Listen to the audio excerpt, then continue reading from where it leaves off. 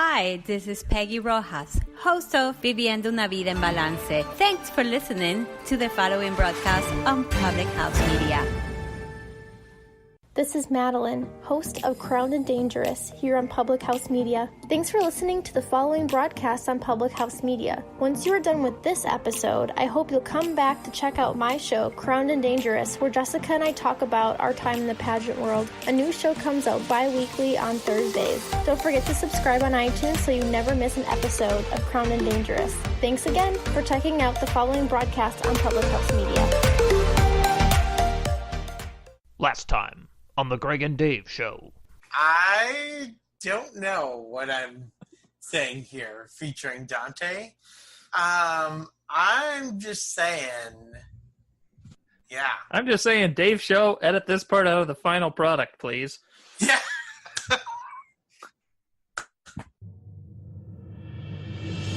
It's time for the Greg and Dave Show. And there's the segment that's getting us kicked off the air this week. Featuring Greg Watsteiner. I had to say, touch my monkey. And David Bobkey. Peaches and Broth was the Bob Geldof cover band that Greg and I were in. Bravely bringing you the stories of the strange. One thing I'm really good at is eating tacos. I get quite a pain in my butt that falls asleep. And her name is Mrs. Bale. Dave wants to eat muddy cheese. Now sit back and enjoy the show. Dave Show, I've done some stupid things in my life. No. Well, hello there. You are listening to the Greg and Dave Show. Today I am playing Greg and I am Dave Show. And we are here to entertain you. It is going to be a great episode. If you want to, feel free to subscribe to us on Stitcher, iTunes, all the places where the show is at. Hopefully Spotify, because that's cool too.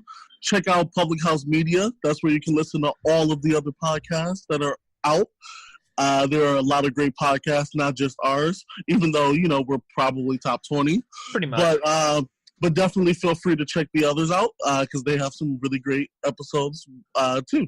So we are ready to start.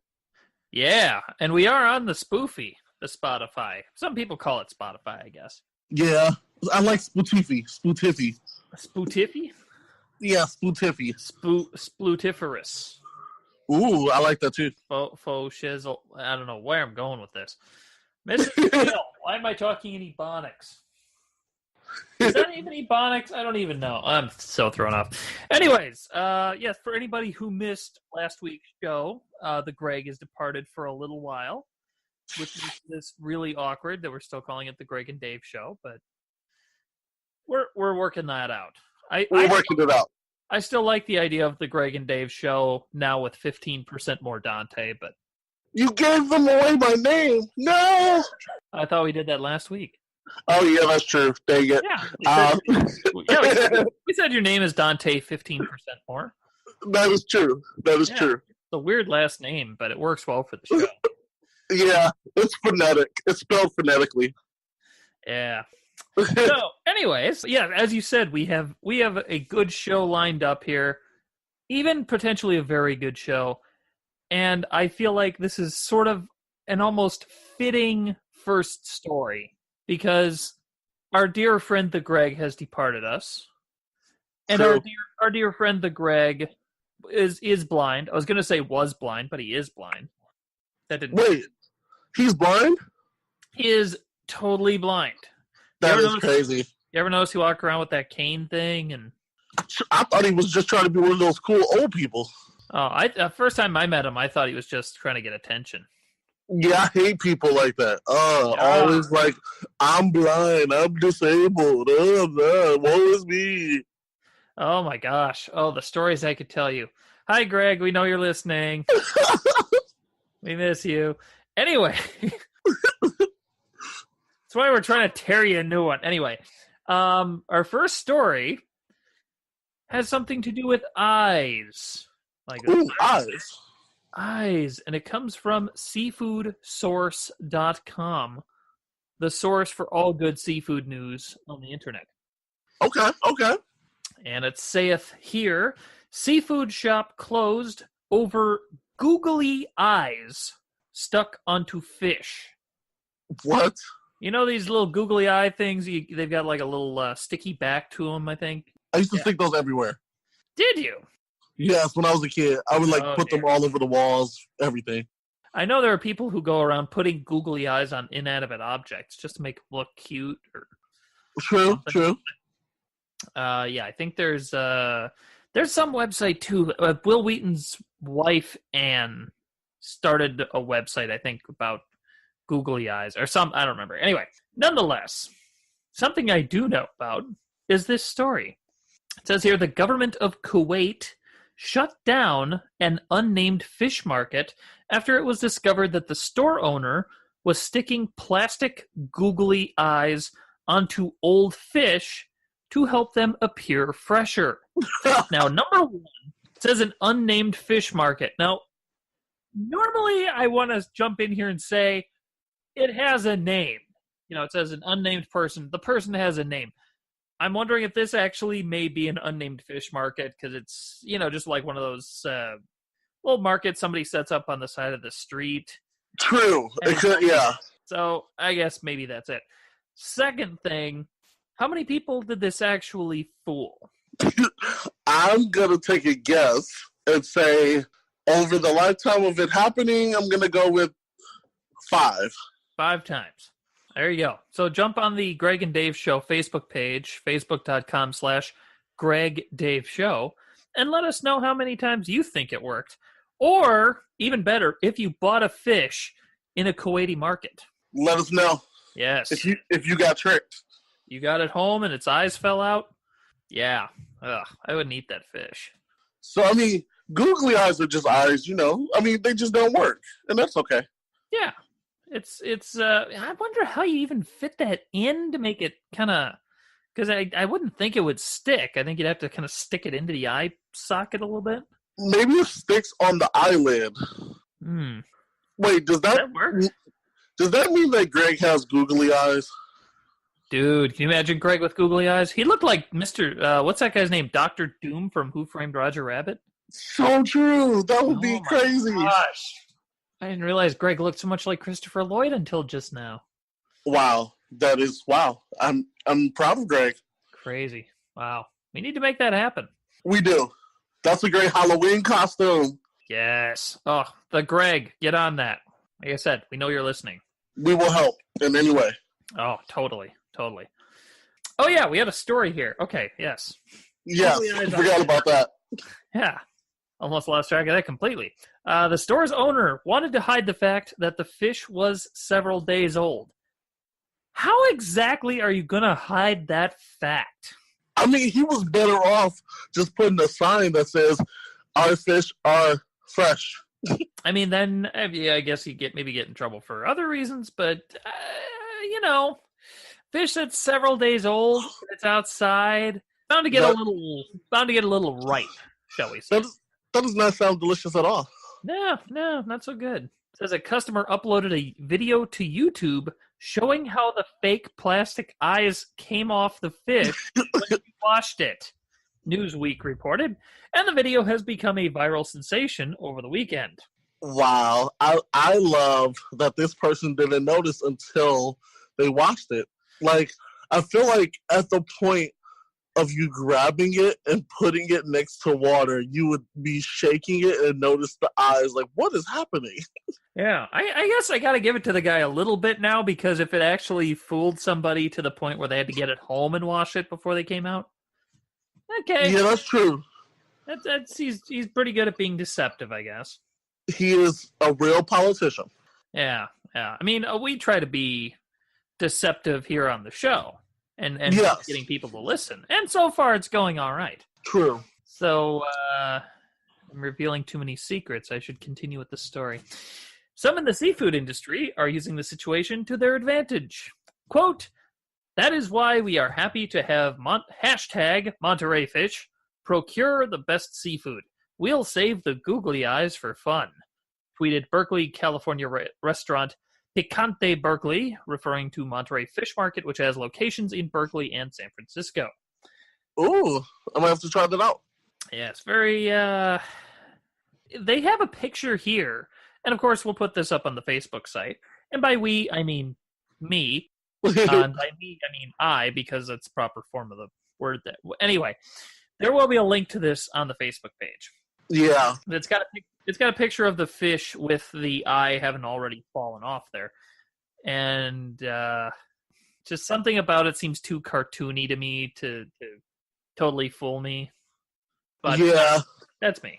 I am looking at the picture now. That is crazy. You said I. Well, there we go. You know, the Dontae. Do we have an official nickname for you? I think we called you like 12 things last week. Just Dontae, the Dontae. Yeah, the Dontae. Dante's Inferno. Dante's Peak. If you haven't seen that movie, The Hill, The Jumping Hill. How about like D Money? I like D Money. That is a good nickname. I'm down for that. All right, getting back to my professional mode. Mrs. Bale, you can cut all that out, right? We'll just pretend we got one nickname. Okay. D-Money, speaking of something fishy or something perhaps more repellent than a stanky fish, is one of these monster brides, wouldn't you say? I agree. Like, the say yes to the dress type of brides. Yes, quite. The Bridezilla, as they might be called. Well, we have a story here that's been making the rounds. Source on this is NBC4i.com, which is the NBC affiliate out of Columbus, Ohio. A fine source. I know we visit it every single week to get our news. Yes, of course. Absolutely. Quality. Certainly is. And they have a story here for which the headline is Bride Calls Off Wedding After Guests Won't Pay $1,500 to Attend. Now, the Dontae, I'm sure you've been to a wedding or two in your time, D-Money. Unfortunately so. Yes. What do you think is the most you've ever spent total on somebody's wedding? I mean, including like a wedding gift and whatnot. I mean, besides that one time I spent $1,500, I would go with $180. $80. $80.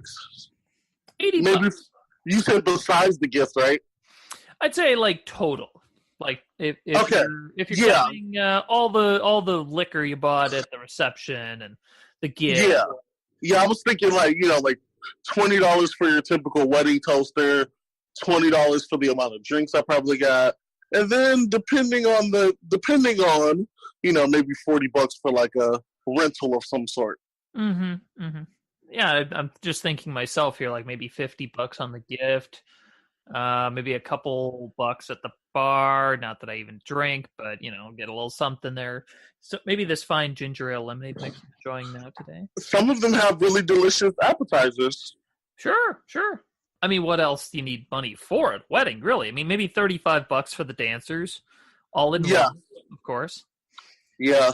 Oh no, wait, that wasn't a wedding. Well, anyway, this story is about a woman who blames her friends and family for the cancellation of her dream wedding. And her social media tirade is going viral. Now, here's the shocking thing about the story. Are you ready? Are you braced for this? Okay, now I'm ready. Okay. Mrs. Baylor, this is shocking. This woman, whose name is Susan, who is blaming her friends and family for the cancellation of her dream wedding and had a social media tirade, is Canadian. Wow. I would never have guessed. Never have guessed. So that's only like $15, right? Yeah, probably. Okay, so I get it. I'm just, Canadian is the last thing I would have ever guessed. That is true. Like, they seem like such docile people. Yeah, they're just such cute, furry little creatures, the Canadians. Yeah. And I've never been up there in Canada or whatever it's called. By the way, the wedding proposal that I made a couple months back to the 18-year-old young lady who won the lottery, offer's still out there, just saying. I don't remember your name, but you know who you are. I mean, her money was hot. Absolutely. Oh, Yeah. her money had a great personality. That's what I was really attracted to. And that's what really matters, the inside of her bank account. Yeah, absolutely. It says here, yes, the Canadian bride. This poor lady who was going to get married, not to me, but I'm not offering it to this Susan person. This Susan person sounds crazy. It says here she wanted to spend $60,000. That's 60,000 on her dream destination wedding, and she wanted her guests to foot the bill. Wow.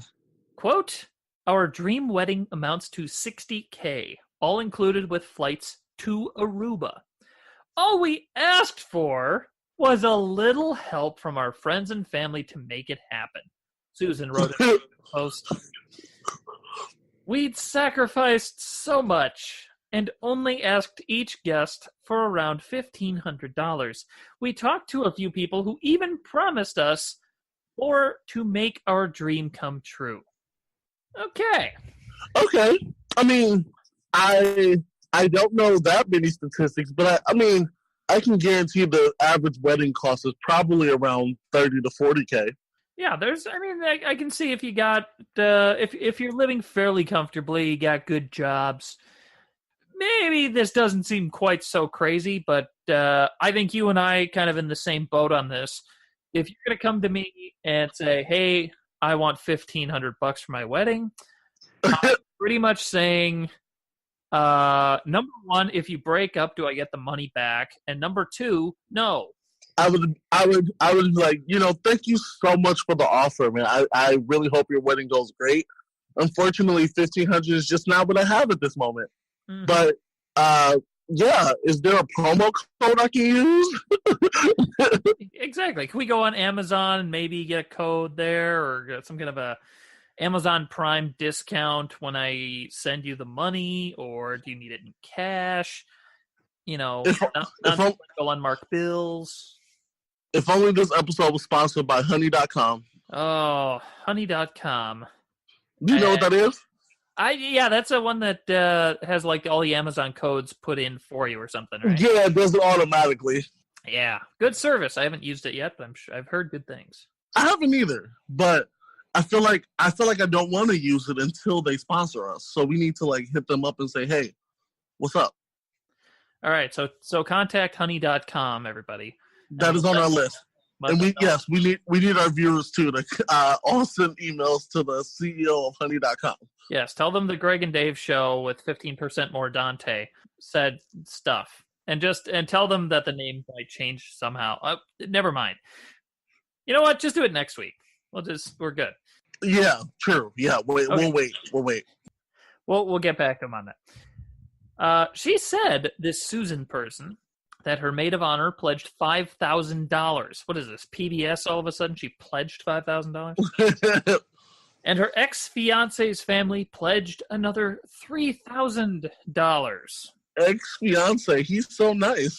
Ex-fiance. Now, this is another thing I'm waiting to see what comes up here in the story, because A, I know there's a little bit of a tirade coming up here. Okay. And B, ex-fiance. So it's not like they just postponed the wedding to try to figure out, what they're going to do instead. Like, it's off now, apparently. Oh, this is the same person. I thought her previous, fiance decided to donate. I think this was her fiance. What? Okay. Although I hadn't thought about it from that side, so maybe we'll have to read on. It says the bride made it perfectly clear to everyone that if they didn't contribute, they weren't invited. Go screw yourself, Susan. Seriously. That is not cool. That's going to be such a beautiful two-person wedding. Yeah. Oh, man. It's going to be a lovely time. Is she charging the minister for showing you? I was just thinking that. I was like, man, that photographer is going to have to pay so much for exposure. Oh, my gosh. Exposure. Okay. Oh, mercy me. Desperately, we resent our invites and asked people to donate what they could. I mean, seriously, people, what is $1,000? What is $1,500? Clearly, not a lot. clearly chump change. We are talking about it on this show, Susan. So yeah, it's a lot. Newsflash. True. We also set we also set up a GoFundMe. That only got us $250. I was totally thinking that they should have created a Kickstarter or a GoFundMe. This I don't know whether to laugh or cry at this point. Oh, I'm going to cry. Okay, here we go. We'll make it through the rest of this story. All right. Her fiance suggested getting married in Las Vegas to save money. The suggestion was not well received. Quote, I laughed in his face, but he was dead serious. He wanted those cheap, raggedy, filthy, whore-like Vegas weddings. Can I say, Mrs. Bale, can we say whore on the network? We can? Okay. Good. I mean, what the bleep? Was he out of his mind? She said. Am I some hooch piece of bleeping trash? Am I supposed to, get the idea of getting married in the heart of shady gamblers, alcoholics, and a get-rich-fast fallacy? Suddenly, Totally. my body began to shake as I entered a panic attack. Yes. I would never get married unless it was in a Starbucks. Whoever Susan's ex-fiance is, I understand. Congratulations on getting out of there when you did. Woo! Oh, Susan, what are you doing? Excuse me. When she called her maid of honor for support, she was advised to stick to a budget. She didn't like that answer. I just wanted to be a Kardashian for a day and then live my life like normal. I called her a filthy, bleeping, poor excuse of a friend and hung up. Wow. Susan, go bury yourself in a hole, okay? Yeah. I'm down. Oh. I'm down for that. I dislike this Susan person. You know what's funny is I was listening to a podcast earlier about relationships, and they were talking about people like Susan and what a pain in the neck they can be to try to matchmake for. Oh, mercy me. Man. I just think that is crazy. She's definitely the person that I hope not to match with on, Tinder. Says the couple later broke up over the ordeal. A woman claiming to be Susan's cousin posted screenshots of the 17-paragraph tirade to Reddit. Of course, a very reputable source. Yes, I love Reddit. Yeah, Reddit's got some craziness. And some genius in there, too, from what I've seen. Very true. It says, we all think she's saying that to be dramatic. I also have a feeling she may have been drinking while writing this status. It's especially vulgar and incredibly embarrassing. No bleeping kidding. It was only up for maybe 15 minutes before she took it down, the cousin wrote. So there you are, Sir Dontae. Any final thoughts on Susan or this whole situation? Wow. That's all I have to say. I think it is absolutely crazy. I'm very excited for the ex-husband. He hopped away. He went very far. Jumped over whatever he needed to jump over in order to get away from her as fast as possible. Mm-hmm, mm-hmm. I've always been into animals that can really jump really far and high. Mm-hmm. It's pretty cool. All like crisscross, you like to jump, as it were. Yes, that is my song. Yes. Well, yes. We have to leap into a commercial here. Okay. While Mrs. Bale will try to get Susan on the phone, we'll have a little chat, a little friendly interaction. We'll tell her what she thinks, what we think she needs to do to kind of not make this sort of mistake in the future. Definite. Big hint. Don't try to be a Kardashian for a day. It's a bad idea. Not very becoming. And why am I trying to whisper into my mic? I'm putting one hand up as if I'm whispering, and it's like I'm the same distance from the... But anyways, yes, we're going to go to commercial. You might hear the voice of the Greg. Who knows? Mrs. Bale, what commercial are you putting in? You don't know. Okay, good. Wonderful. She has no idea what commercial is going in, but there's a commercial, and we'll be right back after that. Woo! Hello, I must be going. The Greg and Dave Show will be right back after this. Dave Show here once again with the Greg. Hi, Greg. The Greg. Well, it's time once again for us to do our commercial for something on Public House Media, some show that we enjoy, or at least one of us, tolerates, Right. if not actually listens to. And I'm happy to say that I have been catching Coffee with Keith and Katie, a delightful little show with Keith and Katie, a lovely couple. Went to school with both of them. Did you really? Yes. I knew you knew Keith. Carroll University. Proud graduates. Well, by golly, there you go. I was actually watching an episode where they were trying cookie dough. They were trying the Pillsbury cookie dough versus, I think it was Katie's homemade cookie dough, to see if they could tell the difference. Ooh. I'm getting hungry. They also play a little game where Katie has to correctly determine whether a name that Keith gives her is a NFL player, an NBA player, some such thing. It's a nice little show. It's about a half hour or so, and it's just fun. Yes, so check it out right here on Public House Media and wherever good podcasts are found, iTunes, Stitcher, and of course, thephmedia.com. Insert something funny to end with here. I'll edit that in later. I probably won't edit that in later. You just heard Carefree, Kevin MacLeod, Incompetech.com. You know the drill. Check him out. It's not your fault. You've made it this far. Now, the rest of the Greg and Dave Show. It's not your fault. And we're back. Yeah, we are. Yeah. Yeah. I hope that you enjoyed that commercial. Hopefully those 30 minutes were well spent. You got some dishes done. Maybe you cleaned up your room. I'm hoping maybe they made a sandwich. Yeah, that's the best thing to do during commercial breaks, make a sandwich. Either that or pick some ticks off, something like that. Yeah, I usually try to pick all my ticks off in the morning. I want to be fresh and clean for the day. Oh, yeah. They're all over me. Yeah. All the time. Well, nonetheless, taking ticks and nits out of one's hair. And, by the way, R.I.P. to one of the Kipper kids who passed away not too long ago. So R.I.P.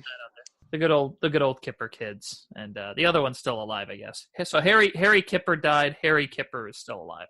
So anybody who doesn't know what I'm talking about, watch UHF, and they're in there. Anyway, nonetheless, our final story, as we were alluding to before the break, a bit of a House of Pain feel to it. Just likes to jump around. Yes, just a little. Yes. This coming to us from the BBC, possibly the finest source for anything ever in the history of the world. Yes, I love bologna, bread, and cheese. Oh, they're so good. From the British bologna and cheese.co.uk website, it reports that there is a mystery kangaroo in Austria still on the loose. What? And we need to repeat this, I think. This is not in Australia, where, of course, kangaroos are everywhere. True. I mean, it's like an infestation down there. I mean, fun fact, 17,000 Australians every year are killed by kangaroos. Wait, what? 17,000 Australians every year are killed by kangaroos. Wow. Except for the years when they're not. Okay. I was wondering about those years. Yes, there's probably not many of those that actually exist, but nonetheless. But that's Australia, where kangaroos are plentiful and are fruitful and multiply. This is a kangaroo in Austria, where they don't have kangaroos. Wow.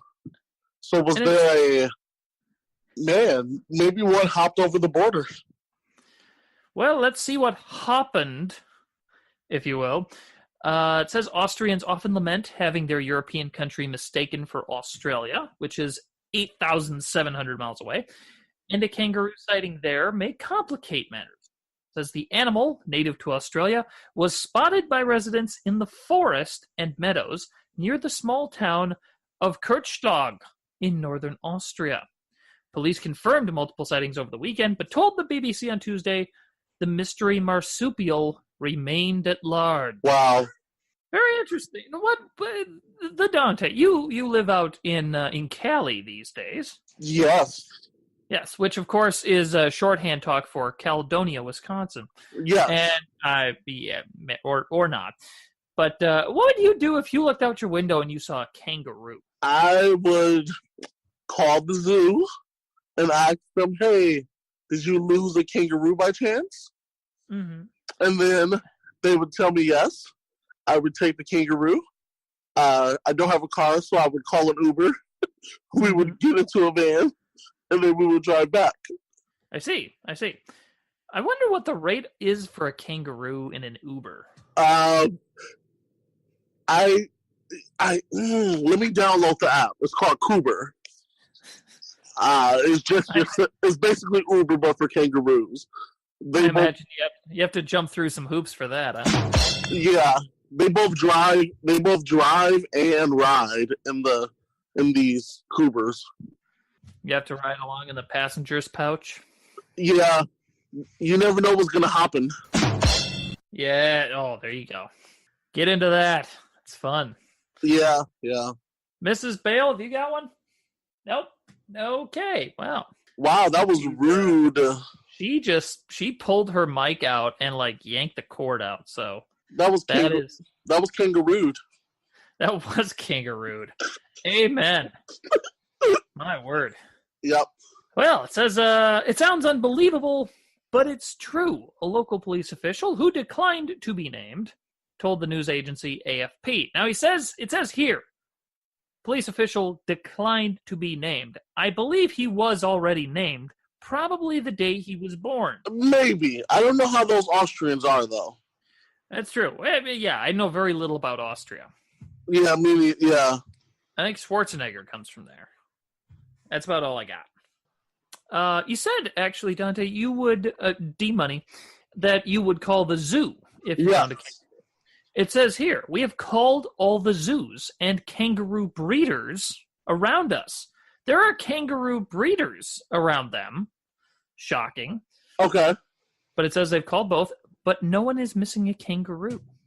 Local media reported that authorities were treating the animal, which requires a permit to be owned as a pet, in the same way as they would a runaway dog. I guess, what else are you going to do? You have to get a bigger cage, I guess. Yeah, I definitely would. Yeah, I would. Yeah, that's true. We thought, no, this is really real. And then it hopped a bit over the meadow and then moved away from the road towards the forest. Police could not confirm what type of kangaroo was spotted, but a zoologist in the region speculated it was a type of tree kangaroo. Did you know there was such a thing as a tree kangaroo? D-Money. I did not. I'm learning a lot about kangaroos because I'm really wondering how did it get to Austria. So that I'm still baffled at that. If it's a tree kangaroo, I'm starting to wonder if it could fly. Oh, that would be so cool. That would be pretty dang cool. I mean, a kangaroo. Yeah, a kangaroo with a pilot's license. That'd be amazing. True. That would. I don't know. I'd feel a little bit safer, maybe. Because I know that they're ready. They're ready for whatever happens. Yes, I think that. Oh man, you wouldn't even need an overhead compartment. You got the pouch right there. Very nice. Yes, all of the flight attendants. There's one per person, and that's where you put your stuff out. Yes, man, I gotta watch Airplane again. That's a great movie. Anyways, wrapping up the story, it says while this kangaroo has taken residents by surprise, it is not the first time such a marsupial has been spotted in Upper Austria. In 2015, local media reported sightings of one, which turned out to be an escaped pet, from neighboring Germany. Wow. I feel like we've learned a lot from this story. I agree. Indeed. So, there you go. There's a missing kangaroo. If you're in Austria, be on the lookout. And if you are in the U.S., look out for a rampaging bride that wasn't, I guess. Yeah, I will be calling all of my Austrian friends and making sure they're on the lookout. Good. And yeah, I will be calling Tinder and telling them not to allow any brides on the app. I mean, they're already married, or they're about to get married anyway, so they don't need to be dating. And I think you should go on Tinder, put up a new picture of you, but with googly eyes in. I'm loving it. I could use a fish sandwich right now. Ooh, I'm on the McDonald's app right now. Ooh. All right. No, I think I'm gonna get it with extra cheese. That's it. There you go. Mrs. Bale, it's almost the end of the show.